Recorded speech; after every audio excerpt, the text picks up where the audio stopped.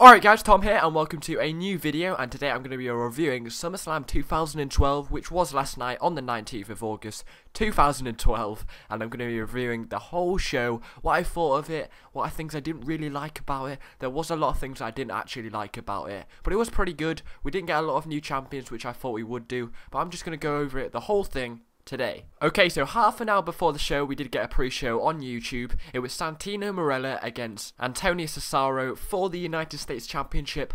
I thought that this outcome was pretty obvious, that Antonio Cesaro would come out the winner, as we definitely need a new United States Champion. In fact, we did.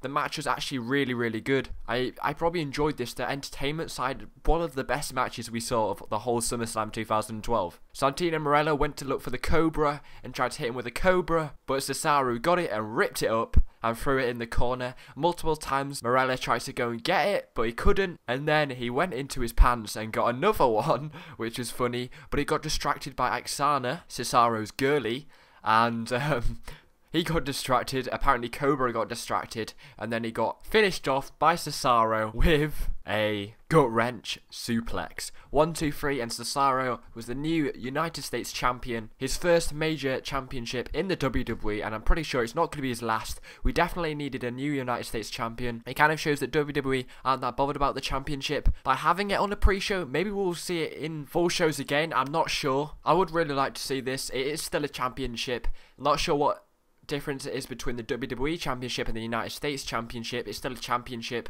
and has exactly the same rules. It's just got a different name, but I think we should still see it in full shows, to be honest. It is a championship, but we will see it at Night of Champions. Pretty happy that Cesaro won. It means that he's going to have a pretty good title run. Hopefully we will see it in full shows soon.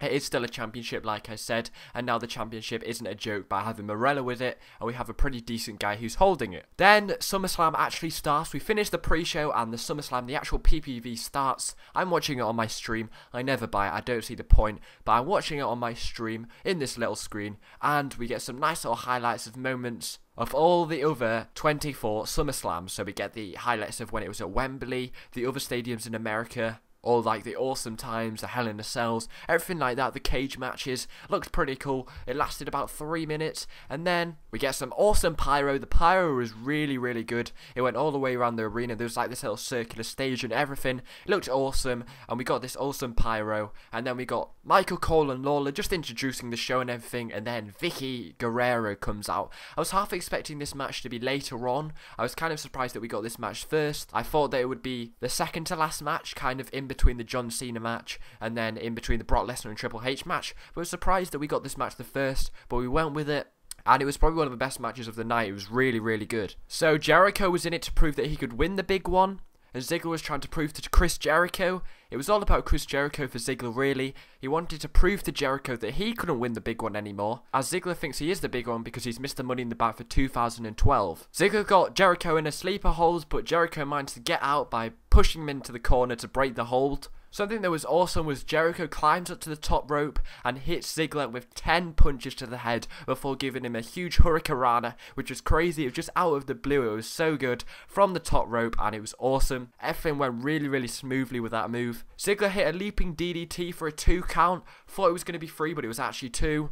The crowd were going, "Let's go Ziggler, Y2J. Let's go Ziggler, Y2J." It was really good atmosphere in the match. Jericho hit a running bulldog, and then shortly after Ziggler managed to get a zigzag, but it was only for a 2 count. Really surprising. I thought he was going to get the win. And then Jericho hits a surprising code breaker on Ziggler, but he managed to roll out cleverly outside so he wouldn't get pinned, which is pretty clever by Ziggler. Shows he is actually experienced. Chris Jericho says he isn't experienced, but he is experience in the ring. As Jericho tries to get in the ring shortly after, Vicky grabbed his leg so he couldn't get back in the ring, and Ziggler nearly gets him with the roll-up. And then Jericho gets the walls of Jericho locked in, and Ziggler taps out. Vicky starts crying. It was hilarious, and Chris Jericho got the win. He can now win the big one, winning Ziggler, and this is great for Jericho. It's proved that he can still be in the WWE and be a valuable wrestler to the whole of the WWE universe. A great win for Jericho, a really bad win for Dolph Ziggler. Disappointed that Ziggler didn't win as well, because I thought he'd go in with huge confidence, win the match, and then possibly cash in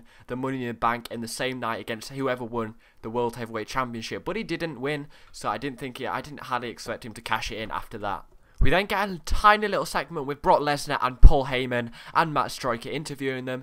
Heyman did his usual sleazy guy promo thing, like an old boxing manager thingy, and then Lesnar takes the mic and says Triple H can't win, and then Heyman does the "we have 2 words for you, tap out," because he's basically saying that he's going to get the Kimura locked in. And then we then see Daniel Bryan is already out and ready for his match against Kane. This match was pretty interesting actually. Daniel Bryan coming out as the winner against Kane, the unusual winner. We all thought that Kane was going to win. My prediction that Kane was going to win, but a surprise win for Bryan. And this was the first match out of the night that I got the prediction wrong. Bryan hits a nasty kick to Kane's head. He goes for the diving headbutt, but Kane catches him and hits a huge chokeslam. He literally caught him when he dived in right on the floor and chokeslammed him. And then Kane cuts the throat to signal for the tombstone.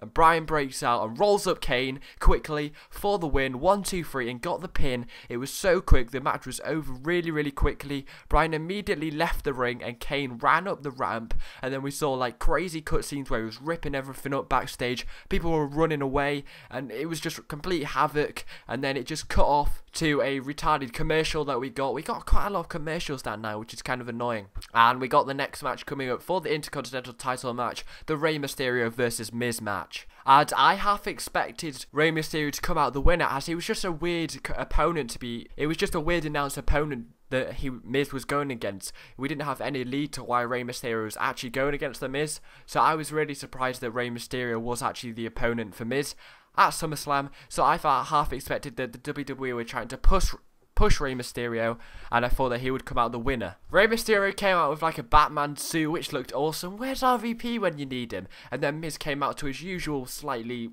booey pop, but slightly, some people did actually want the Miz to win, which is surprising. I didn't really mind who won. I wanted Rey Mysterio to win because I'd like to see him with a title, but I do actually like how the Miz has come back from when he was being a movie star. We got a really good ending to this match. Miz cuts Rey Mysterio off on the top of the turnbuckle, and then Rey decides to push him off and then jumps off and does a diving scissors onto his head and then gets the Miz into a 619. But after he hit the 619, Miz moves out the way when Rey goes for the splash, but Rey rolls him up when he tries for the skull crushing finale for a 2 count, but then Miz ends up hitting the skull crushing finale on the second try, and he pins Rey to retain the Intercontinental title.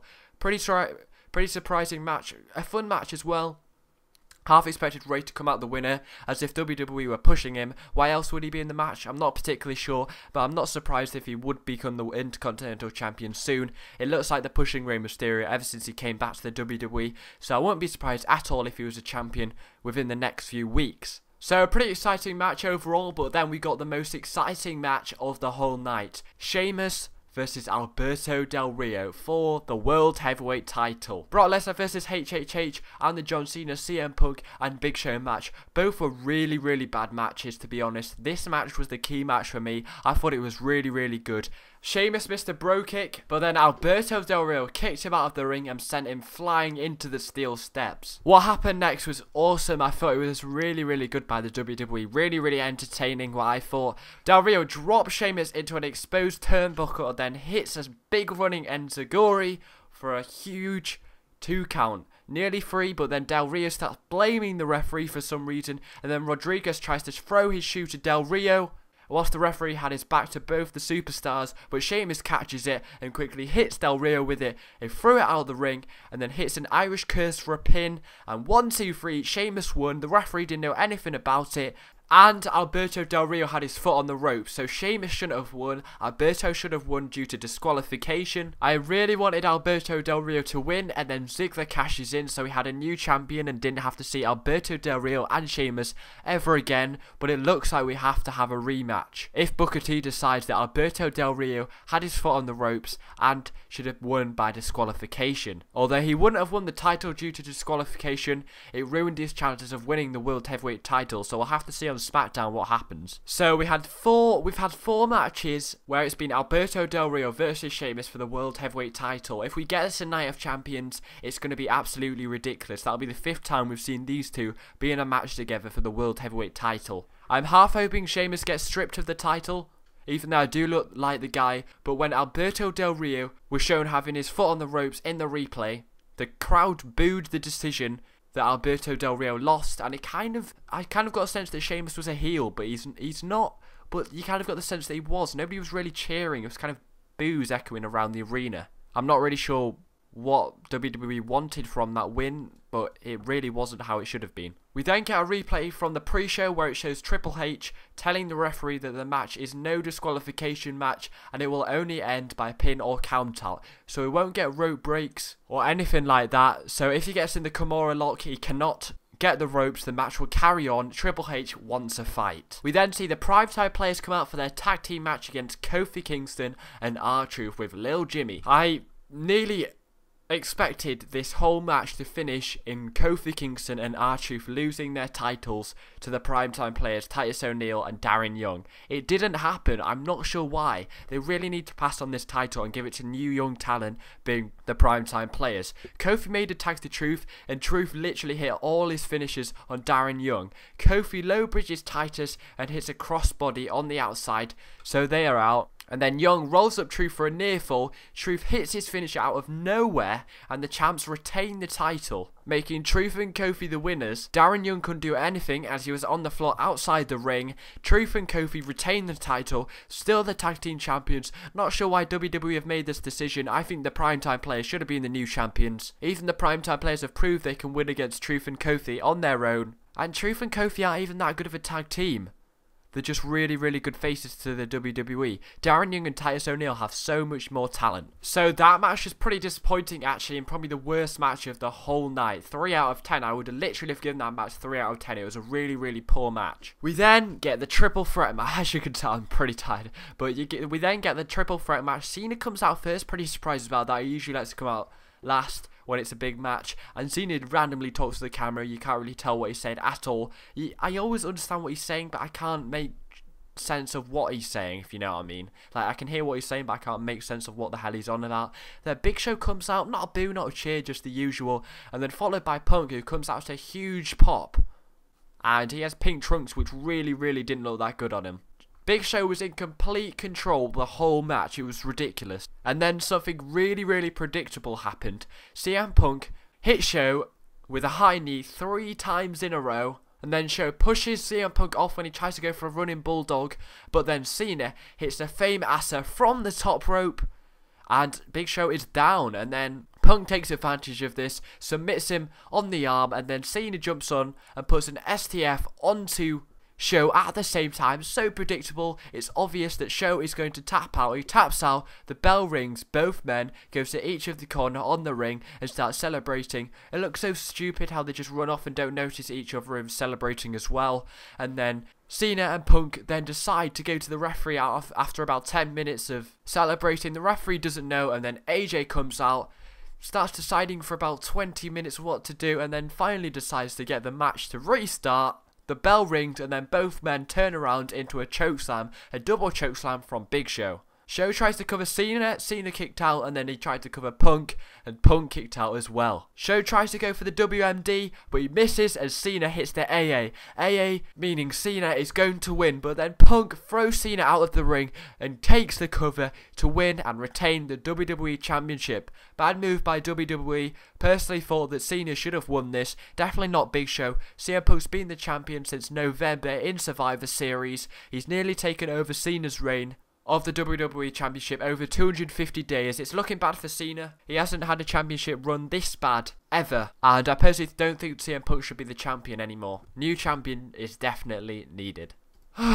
Finally, that is over. I'm really out of breath. Anyway, we then got the last match. The match that we were also hyped about. The Brock Lesnar versus Triple H match. We've never seen these guys go one-on-one together. We've seen them in the ring together. Triple threat match with Rock. But then we've seen them in a fatal 4-way as well with HBK and The Rock. We've never seen them one-on-one. This much hype for a match like that? I don't think so. It was hyped way too much. And we've never even seen them in a ring together, one-on-one. We've seen them brawling, we've seen them fighting, we've never seen them one-on-one. So much hype for this. It was ridiculous, and then the match was terrible. The match was the worst match I've ever seen. Since I've been watching WWE since I've been about 6, this was probably the worst match I have ever seen, ever since I started watching WWE. Brock Lesnar tried to go for the Kimura lock about 5 times, more than 5 times actually. He was working on the arm. The only thing he was doing was working on the arm. Triple H had little phases where he did the spine buster. He hit a pedigree after attempting and failing first, and then he got locked in the Kimura lock. He got out by rolling to the corner. We had a little brawling outside, and then Triple H hits Brock Lesnar really hard into his gut, where he's been having problems for such a long time. Triple H then hits another pedigree on Lesnar, but Lesnar locks him in the Kimura lock again when he goes for the pin. Triple H is fighting. He keeps trying to hit Brock Lesnar on the side, on the kidney, and then Triple H finally taps out. He can't use the ropes as he said that he wanted to fight, and it looks like Triple H had broken his arm as he wasn't moving it after the match. Lesnar broke the hold straight after he broke the arm and left the ring. Surprising win. I thought Triple H was going to win. The Bully won though. Lesnar won. And some medics tried to attend to Triple H as Lesnar and Heyman were leaving the ring. But Hunter lays in the ring well after Lesnar has left and his music has stopped. He refuses medical treatment and slowly gets to his feet. A "you tapped out" chant starts up as Triple H stands up, slightly disappointed in this. I thought that all the fans were behind Triple H. Don't really know why people were behind Brock Lesnar. He's a bit of a bully. As it dies down, people start to cheer him and it gets better, and then people are going H. He looks really old in this and really like worn down and everything, as if he won't be ever able to fight again. He then says "I'm sorry" to the crowd, and Michael Cole speculates that it might be the end of Triple H. I'm not sure if we will ever see Triple H fighting in a ring again. I won't be surprised if he will, but I won't be surprised if he won't. I really don't want him to quit, as he's probably one of my favourite wrestlers ever. But Brock Lesnar made Triple H tap out 15 minutes before he's supposed to finish. I think that this went wrong, guys. I'm not really sure, but he taps out 15 minutes before it ended, and then Triple H had to waste about 10 or 20 minutes walking up the ramp and just make it last longer, because I think Brock Lesnar made Triple H tap out way too early, and then the actual PPV finished 10 minutes early as well. It was really weird how early it finished and how early the match finished, because I thought it was going to be a really long match. But overall, I think SummerSlam PPV is worthy of about a 6 out of 10. Not a very good PPV overall. I personally think the only good match was the Ziggler and the Jericho match, and I think that Alberto Del Rio and Sheamus match was pretty good. The outcome was annoying how Alberto Del Rio had his foot on the ropes and Sheamus is still the World Heavyweight Champion. Apart from that, maybe the Santino Marella match was pretty good with Cesaro, but that was the pre-show, so you don't even have to pay for that. So I thought it was pretty poor actually, so I'd give this PPV a 6 out of 10, maybe a 7 out of 10 if I'm pushing. So hopefully you've enjoyed this video. Thanks for watching. I worked hard on this. I tried to bring you a pretty good review of SummerSlam. If you enjoyed, please give this video a like for all the effort that went into it. Thanks for watching. I'm pretty tired, so thanks for watching and goodbye.